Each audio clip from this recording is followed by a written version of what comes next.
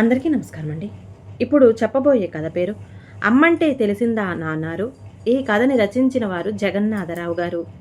ఇక కథలోకి వెళ్ళిపోతే ఈ 15 రోజుల్లో ఇది 4వ ఉత్తరం అమ్మ దగ్గర నుంచి. ఉత్తరాన్ని చించి ముక్కలు ముక్కలు చేసి కిటికీలో నుంచి బయటికి పారేయాలనిపించింది. ఆ కోపాన్ని కాస్త నిగ్రహించుకుని కసిగా ఉత్తరాన్ని ఉండచుట్టి జేబులో పెట్టుకున్న. 30 ఏళ్ళు వచ్చినా ఏమీ తెలియని చిన్న పిల్లాడిలా నన్ను చూసే ఈ తత్వం అంటేనే నాకు మహా చికాకు. కలిసిమెలిసి పెరిగిన తోబుట్టు ఇంట్లో కూడా 4 రోజులు సర్దుకుపోలేని అమ్మనేమనాలో అర్థం కాలేదు. నేను పుట్టిన వెంటనే నాన్న పోవడమే ఈ అనర్థాలన్నిటికీ కారణమేమో. కాలు కింద పెడితే కందిపోతాడన్నంత అపురూపంగా పెంచుకున్న క్షణం వదలలేని ఈ అభిమానం, ఉక్కిరిబిక్కిరి చేసే ప్రేమ ప్రాణాలు తోడేస్తున్నాయనిపిస్తుంది. ఇవాల్టికి సమంగా తనని మామయ్య ఇంట్లో వదిలి నెల్లాళ్ళయింది. ఈ మాత్రం దానికే నా గురించి ఇంత బెంగ. నేనేం మరీ చిన్న పాపాయిని కానే. నాకు పెళ్ళయింది. త్వరలోనే తండ్రి కాబోతున్నా కూడా. పెళ్ళయి సంవత్సరంన్నర అయ్యిందన్న మాటే గాని రాధతో ఒంటరిగా గడపటం, రాధ చేతి వంట రుచి చూడటం ఈ నెల్లాళ్ళు మాత్రమే. పెళ్ళయ్యి కొత్తగా సంసారం పెట్టిన ఇంటికి నిండుగా ఇద్దరికీ నీడల ఎక్కడ చూసినా అమ్మే. రాధ తల్లి కాబోతుందని తెలిసిన దగ్గర నుంచి అంతకు ముందు పెట్టే కాఫీ కూడా పెట్టనీయడం మాన్పించేసింది అమ్మ. గట్టిగా నవ్వుకుందామనుకున్న వీలులేని అద్దెకొంప. అనుక్షణం ఎవరో పక్కనే ఉన్నారన్న ఆలోచన నా ఆనందానికి ఎన్ని అవరోధాలు కలిగించిందో ఎలా చెప్పను అమ్మకి. అందరి అత్తల్లా కోడళ్ళకి ఆరళ్ళు పెడుతూ అమ్మ కూడా ప్రవర్తిస్తే పరిస్థితులు మరోలా ఉండేవేమో. తల్లి కూతుళ్ళు కూడా ఇలా ప్రవర్తించరేమో అనిపిస్తుంది రాధని అమ్మని చూస్తుంటే. అమ్మ కన్నా ఆ రాకులు ఎక్కువ చదివినట్లు ప్రవర్తించేది రాధ. 6 మీద 3 పడ్డా 3 మీద 6 పడ్డా అమ్మకి భగవద్గీతలోని శ్లోకాలు వినిపించి వస్తే గాని రాధ దర్శనం జరిగేది కాదు. కడుపులో నలుసు పడేంత వరకు ఉదయాన్నే పూజలో ఉన్న అత్తగారికి కాఫీ పెట్టి ఇయడం రాధవంతు. ఆ తర్వాత ఆ డ్యూటీ కూడా అమ్మే తీసుకుంది. కోడలెక్కడ అలసిపోతుందేమోనని. ఎన్ని మధురమైన రాత్రులు అమ్మ భగవద్గీత శ్రవణంలోనూ, మధురమైన ఉదయాలు ఉదయాన్నే సూర్యోదయానికి ముందే చేసి పెట్టి ఇచ్చే కాఫీలోనూ కొట్టుకుపోయాయో. ఎవరికి చెప్పుకోను. తనని చెప్పుతో కొట్టిన చిరునవ్వుతో సహించగల ఓర్పున్న రాధ అమ్మ మీద మాత్రం ఈగ వాలనీదు. మనసులోని ఈ బాధల్ని రాధతో చెప్పి అబాసుపాలు అవడం కన్నా తెలివి తక్కువతనం మరొకటి లేదు. ఆలోచనలకు అంతరాయం కలిగిస్తూ ఆఫీసు టేబుల్ మీద ఇంటర్కీమ్ ఫోన్ ట్రింగ్ ట్రింగ్ ట్రింగ్ మని మోగింది. రిసీవర్ ఎత్తాను. సార్, అలా college road contract agreement formula తెమ్మంటున్నారు సార్. తమరు రేపటి నుంచి వారం రోజుల పాటు సెలవులో ఉంటారు అన్నాడు వినయంగా head clerk Veeresham. Please bring them. వచ్చేటప్పుడు మన జేఈ గారిని కూడా రమ్మని చెప్పండి అని ఫోన్ క్రెడిల్ మీద పెట్టాను. అప్పుడు జ్ఞాపకం వచ్చింది సాయంకాలం ప్రయాణం సంగతి. కాల్ బెల్ నొక్కి డ్రైవర్ని పిలవమని చెప్పాను ప్యూన్కి. సార్ అన్నాడు డ్రైవర్ డేవిడ్. ఏం, కారు రెడీయేనా అన్నాను ఫైల్లో నుంచి తల ఎత్తకుండా. అవును సార్, ఆయిలు, బ్రేకులు, లైట్లు, టైర్లు అన్నీ పర్ఫెక్ట్గా ఉన్నాయి. ఆ పైన జీసస్ దయ సార్ అన్నాడు డేవిడ్. నవ్వుకున్నాను మనసులోని డేవిడ్ నమ్మకానికి. ఫైళ్ల మీద సంతకాల పనులు కానిచ్చి అందరికీ చెయ్యవలసిన పనులను విశదీకరించి ఎంతో ఆనందంగా కారు ఎక్కాను. రాధ ఎంతో హాయిగా ఉంది కదూ ఈ వెన్నెల రాత్రిలో ఒంటరి ప్రయాణం అన్నాను స్టీరింగ్ తిప్పుతూ. అబ్బాయి గారు నా వైపు కన్నా రోడ్డుకేసి చూడటం ఆరోగ్యానికి మంచిదేమో అంది రాధ కిటికీలో నుంచి బయటికి చూస్తూ. పక్కనున్నది డ్రైవర్ డేవిడ్ కాదని, తమ శ్రీవారు రాజశేఖర్ అని తెలుసుకుంటే కాస్త బాగుంటుందేమో అన్నాను రాధ వైపు జరుగుతూ. రాధ, వెన్నెల రాత్రి, నున్నటి తారు రోడ్డు మీద కారులో ప్రయాణం, కన్నుల పండువైన జంట, అన్నిటికీ మించి అనువైన ఏకాంతం. ప్లీజ్ కమ్ క్లోజ్ అన్నాను రాధను దగ్గరకు లాక్కుంటూ. చూడు బుజ్జి, మనమిద్దరము వెళుతున్నది హనీమూన్ కాదు, నా పురిటికి. నా పుట్టింటికని జ్ఞాపకం పెట్టుకుంటే కాస్త బాగుంటుంది. అంటే హడావుడి చేస్తే అమ్మ వెనక సీట్లో లేదని సంబరపడుతున్న మిమ్మల్ని మీ అబ్బాయి అల్లరి పెడతాడేమో అంది రాధ దగ్గరగా జరుగుతూ. ఎందుకో అనిపించింది ఆ క్షణంలో రాధ మామూలుగా లేదని, కొంచెం కోపంగా ఉందని. వెంటనే తెలిసిపోయింది రాధ కోపానికి కారణం ఏమిటో. రాధ అమ్మని ఇంకా తీసుకురాలేదని కోపం వచ్చిందా అన్నాను. అమ్మ పేరు వింటే చాలు రాధ బుంగమూతి కోపాలు ముటముట మాయమవుతాయని తెలిసి. నాకెందుకు మధ్యలో కోపం? అత్తయ్యను తీసుకురాకపోయినా, ఆవిడ మీకు రాసిన ఉత్తరాలు నాకు చూపించకపోయినా, ఉత్తరాలు రాలేదని మీరు అబద్ధాలు ఆడినా నేనెవరితోనూ మధ్యలో కోపం తెచ్చుకునేందుకు అంది రాధ బాధగా. నిజం రాధా, ఉత్తరాలు అస్సలు రాలేదు అన్నాను దొంగతనం చేస్తూ దొరికిపోయిన దొంగల. అనుకోకుండా చెయ్యి ప్యాంటు జీమ మీదకి పోయింది. ఉండచుట్టి పడేసిన ఉత్తరం అలాగే ఉంది. అబద్ధాలు ఆడడానికి కూడా కాస్త తెలివితేటలు కావాలి. మరి అత్తయ్య నాకు రాసిన ఈ ఉత్తరం సంగతేంటి అంది రాధ జాకెట్లో మడిచి పెట్టిన ఇన్నాండ్లు కవరు పైకి తీస్తూ. యుద్ధంలో ప్రత్యర్థి మనకన్నా బలవంతమైన ఆయుధాలతో ఉంటే శరణు జొచ్చడమే ఉత్తమం అన్న ఆర్యోక్తికి జ్ఞాపకం వచ్చింది. అమ్మ మీద కోపం 10 రెట్లు ఎక్కువైంది. కోపాన్ని మనసులోనే బలవంతంగా దిగమింగి, సారీ రాధా, నీ మీద ప్రేమ కొద్దీ మనమిద్దరమే మన ఇంట్లో ఒంటరిగా కొన్నాళ్ళు గడిపే ఉద్దేశంతో నీకు ఆ ఉత్తరాల సంగతి చెప్పలేదు అన్నాను తల ఉంచుకుని. ఉధృతంగా లేస్తున్న పాల పొంగు కాసి నీటి జల్లులకి చల్లారినట్లుగా రాధ కోపం మటుమాయమైంది నా మాటలకి. మై స్వీట్ నాటీ బాయ్ అంది రాధ నా ఎడమ చేతిని తన బొగ్గలకి రాసుకుంటూ.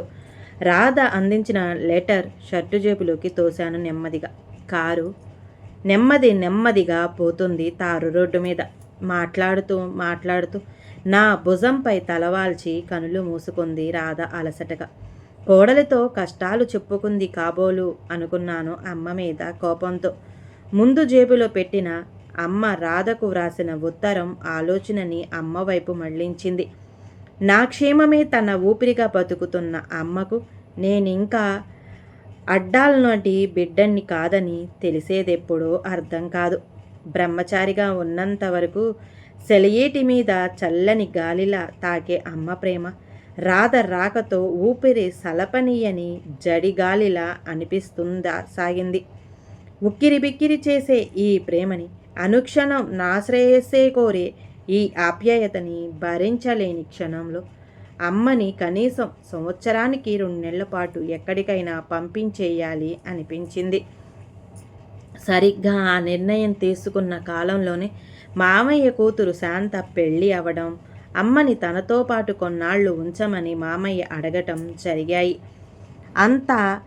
అంతగా తనంటే ప్రేమాభిమానాలు లేని మామయ్య ఇంట్లో ఉండటం అమ్మకి రాధకి ఇష్టం లేకపోయినా నా మాట కాదనలేక అమ్మ అవును అంది. కానీ ఇంతలోని ఈ ఉత్తరాల అలజడి ఆలోచనతోనూ కోపంతోనూ డ్రైవ్ చేస్తున్న నాకు వెన్నెల రాత్రిలో హెడ్లైట్లు వెలుగులు రోడ్డు మీద పడుకొని నిద్రపోతున్న ఆవుల మంద కనపడలేదు.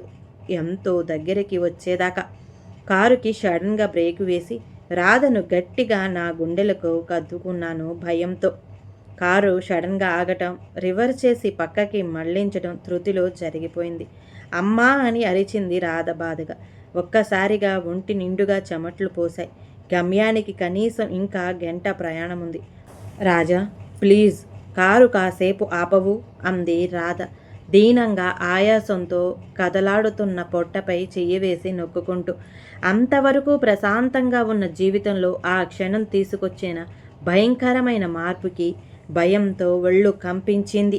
కారు ఆపి ఎక్సిలేటర్ నొక్కి స్టీరింగ్ అటు ఇటు తిప్పి చూశాను. దగ్గరలో ఎక్కడైనా సహాయపడేందుకు మనిషి జాడ కనపడుతుందేమోనని. క్షణం రాధ బాధ వేదన అధికమవుతూనే ఉన్నాయి. అదృష్టవశాత్తు దగ్గరలోనే ఓ పూరె గుడిసె కనపడింది రోడ్డు పక్కనే. రాజా కారు ఆపేసే బాబు, మరో క్షణం ఈ కారులో కూర్చుంటే నా ప్రాణాలు అబ్బా పోయేటట్టు అంత చల్లని రాత్రిలోనూ రాధ నుదుటి మీద స్వేద బిందువులు చూసి భయం వేసింది. అటుపై నా జీసస్ దయా సార్ అన్న డేవిడ్ మాటలు జ్ఞాపకం వచ్చింది.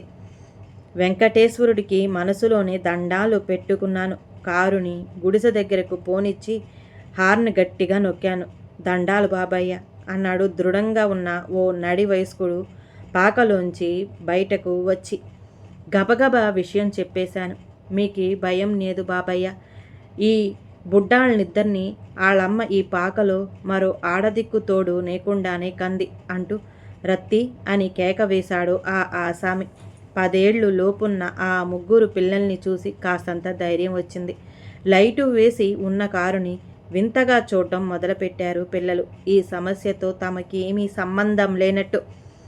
రత్తి భుజం మీద తల అణిచి రాధ నెమ్మదిగా పాకలోకి నడిచింది. అంత మిణుకు మిణుకుమంటున్న గుడ్డి దీపం వెలుగు పెద్దదైంది. పాక తలుపు గడ్డంగా లుంగి అడ్డు పెట్టింది రత్తి. ఇదో పెద్ద సమస్య కాదు అన్నట్లు ఆ ఆసామి ఇంటి ముందున్న కుక్కీ మంచంలో కూర్చుని చుట్టముట్టించాడు. క్షణానికి ఉద్రమవుతున్న రాధ ప్రసమ వేదన నన్న మంచం మీద కూర్చోనీలేదు. ఆ క్షణంలో చేతిలో కావలసినంత డబ్బు, ఒంట్లో శక్తి, కారు అన్నీ ఉండి కూడా అశక్తుడనైపోయాను. నా రాధ తొలి ప్రసవం ఇలా ఈ అడవిలో ఈ పామరుల సాయంతో జరుగుతుందని కలలో కూడా ఊహించలేకపోయాను. పట్నంలో ఉన్న పెద్ద నర్సింగ్ హోమ్ స్పెషల్ రూమ్లో సహా బావమరిది వాసుకి చెప్పి రిజర్వ్ చేయించిన ప్రసవానికి అవసరమయ్యే కనీసపు అర్హతలు కూడా లేని ఈ పాకలో ప్రసవం జరుగుతుండటం నిజంగా దైవికమే. బాబు, ఏమైనా పాత కోకలుంటే పడేయండి బాబు అంది రత్తి. ఆ క్షణంలో రత్తి నా రాధ ప్రాణాలు కాపాడే దేవతలా కనిపించింది. కారు డిక్కీ ఓపెన్ చేసి లెదర్ సూట్ కేసులోని 4 చీరలు తీసి రత్తికి అందించాను. అమ్మా, నేను చచ్చిపోతున్నా. ఓయ్ భగవంతుడా, నన్ను చంపే. అయ్యో అయ్యో బాబోయ్. సహించలేని బాధ రాధ అరుపుల్లో స్పష్టంగా తెలుస్తుంది. చూడబ్బి, నీ పేరేంటన్నావు అన్నాను పక్కనే కూర్చున్న ఇంటి యజమానితో.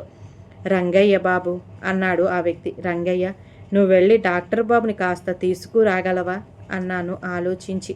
అలాగే బాబు, కానీ వచ్చేసరికి గంట అవుద్ది. ఆచార్య గారు ఉండేది బోయినాపురంలో బాబు. ఇక్కడికి 4-5 మైళ్ళుంటాది అన్నాడు రంగయ్య. కారు పోతుందా ఆ ఊరికి అడిగాను మళ్ళా. లేదు బాబు, పొలం దాట్లో నడిచిపోవాలా. అయినా రత్తికి మరో చెయ్యి తోడు కావాలంటే తమరుండాల. నేను వెళ్ళొస్తా, మీరేణ్ణే ఉండండి అన్నాడు రంగయ్య బయలుదేరుతూ. ప్రసవ వేదన క్షణానికి పెరిగిపోతుంది. మరో శబ్దం లేని ఆ వాతావరణంలో రాధ ఆక్రందనాలు ఆకాశాన్ని అంటుతున్నాయి.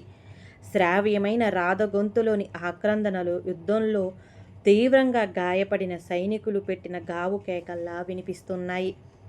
తారాస్థాయికి చేరుకున్న అరుపులు అకస్మాత్తుగా ఆగినప్పుడల్లా నా గుండెలు క్షణకాలం పాటు ఆగిపోయేవి. రత్తమ్మ, నా రాధ అన్నాను దీనంగా పాక ముందు నిలిచి. వేదన లేని క్షణంలో మరో 10 నిమిషాలు బాబు. మరేం భయం లేదు. బంగారు తల్లి పేనాలకు నా పేనాలు అడ్డేస్తాను బాబు. నా నొక్కరు తిని మరో ఆడతోడు నీకుండా 3 బిడ్డల్ని కన్నాను బాబయ్య అంది రత్తి. ఆ క్షణంలో అనిపించింది నేను మాటికి నా ఆతృతతో రత్తిని పిలవడం అంత మంచిది కాదని. నిస్త్రాణంగా వెళ్ళి కారు ఫ్రంట్ సీట్లో కూర్చున్నారు. నల్ల రాతితో చేసిన కృష్ణుడి విగ్రహంలా కారు వెనక సీట్లో రంగయ్య చిన్న కొడుకు నిద్రపోతున్నాడు అమాయకంగా. తల్లి కావాలని నా రాధ భరించిన బాధలు ఈ క్షణంలో మృత్యువుతో పోట్లాట అమ్మని నా కనుల ముందు నిలిపాయి. కళ్ళల్లో నీళ్లు తిరిగాయి. అనాలోచితంగా అమ్మ రాధకి వ్రాసిన ఉత్తరం తీసి చదవటం మొదలుపెట్టా. కారు లోపలి లైటు వేసి, రాధమ్మ తల్లి, నీకు నా రాజాకి, నీ కడుపులో కదలాడే నా మనవడికి నా దీవెనలు. ఎలాగైనా నీవు పురిటికి మీ ఇంటికి వెళ్ళేలోగా నన్ను తీసుకువెళ్ళమని వాడికి ఇంతవరకు 4 ఉత్తరాలు రాశాను. పిచ్చి తండ్రి ఆఫీసు అడావుడిలో పడి మరిచినట్లున్నాడు. వాడికి అసలే హోటల్ భోజనం పడదు. నువ్వు చెప్పి వెంటనే వాడినిక్కడికి పంపించు. నాకెందుకో ఇక్కడంతా అదోలాగా ఉంది. గోడల్ని కాదని నిన్ను కోడల్ని చేసుకున్నానన్న కోపం వదినకింకా తగ్గలేదు. అన్నయ్య ముభావం, వదిన చెణుకులు. ఇంకా చదవలేక ఉత్తరం మడిచి జేబులో పెట్టుకున్న అనాలోచితంగా అమ్మా అని నే నరిచిన అరుపుకి అమ్మ నాయనో అని రాధ వేసిన గావు కేక మింగేసింది. కేరు కేరుమన్న ఏడుపు చెవులకి ఆహ్లాదంగా తగిలింది. పచ్చపొండు నాంటి కొడుకు పుట్టాడు బాబు, నాకు కొత్త కోక కొనిపెట్టాలా అని అరిచింది రత్తి పాకను నుండి గట్టిగా. 3 గంటల ఆ ప్రసవ వేదన అనుక్షణం నా మేలు కోరే అమ్మ ముఖాన్ని కనుల ముందు నిలిపింది. 10 నెలలు మోసి భరించలేని ప్రసవ వేదనని భూదేవిలా భరించి నన్ను కని చిన్నతనాన్నే నాన్నను పోగొట్టుకున్న నాకు అమ్మ నాన్న అన్నీ తానే అయి నన్నింతవాణ్ణి చేసిన అమ్మను, అమ్మ ఆప్యాయతను కొద్ది గంటల ముందు ఎలా భావించుకున్నానో తలుచుకునేసరికి నాపై నాకే జూబ్చ కలిగింది. బాబు, మీరింకా సిన్నదొరని సిలకమ్మని చూడొచ్చు అంది రత్తమ్మ చీర కొంగుకు చేతుల్ని తుడుచుకుంటూ. 2 ప్రాణాల్ని కాపాడిన సంతృప్తి ఆమె మొహంలో స్పష్టంగా కనపడుతుంది. కొద్దిగా వంగి పాకలోకి ప్రవేశించాను. బుడ్డి దీపపు వెలుగులు, మృత్యు దేవతతో హోరాహోరీ పోరాడి గెలిచిన సంతృప్తితో రాధమొహం వింత శోభిల్లినిది. అంతవరకు భరించిన యమయాతనని పసివాడి ఏడుపుతో మరిచి కొనకంటి చిరునవ్వుతో బాబుని చూపించింది. యోగి పొంగువుడిలా కనులు మూసుకొని పడుకున్న బాబు అమ్మంటే తెలిసిందా నాన్నారు అని అడిగినట్లు అనిపించింది. ఈ కథ గనక నచ్చితే ప్లీజ్ అండి లైక్ చేయండి, అలాగే ఛానల్ని సబ్స్క్రైబ్ చేసుకోవటం మాత్రం మర్చిపోమాకండి. మీ విలువైన అభిప్రాయాన్ని కామెంట్ బాక్స్లో కామెంట్ చేయండి. అందరికీ ధన్యవాదాలండి.